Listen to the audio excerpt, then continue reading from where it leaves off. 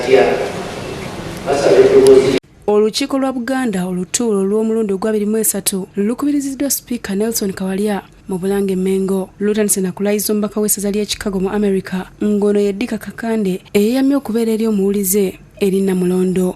Neeyama nti nja kuba omuwulize eri Ssaabasajja Kabaka wa Buganda era nja kugoberera ebiragiro bye byonna Katonda nga ye mulenzi wange. Ku byobufuzi ebiriwo ategeezezza nti Obuganda tebusobola kusalirawo omuntu kwani gwe balina okulonda kyokka n'ategeeza nti Ssaabasajja mu bubaka bwe obw'okumalako omwaka oguwedde yakubiriza Obuganda okulonda n'obwegendereza ssaako n'okukuuma emirembe mu kiseera eky'okulonda.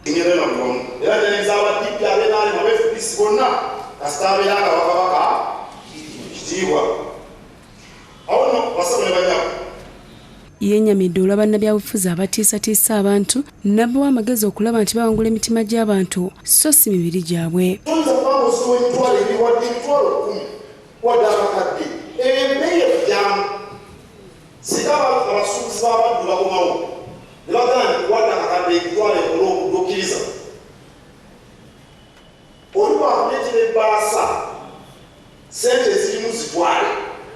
Akubirizza abanaayitamu wamu n'abanaawangulwa okusigala nga bakolagana.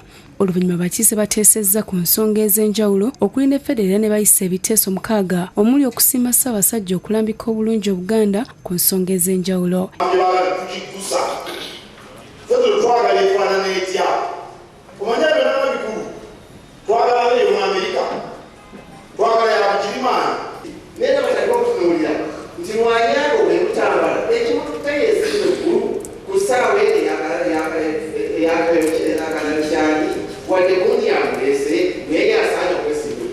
Ebiteeso bino bisomeddwa Minisita w'ensonga z'olukiiko Christine Nagawa Kasule.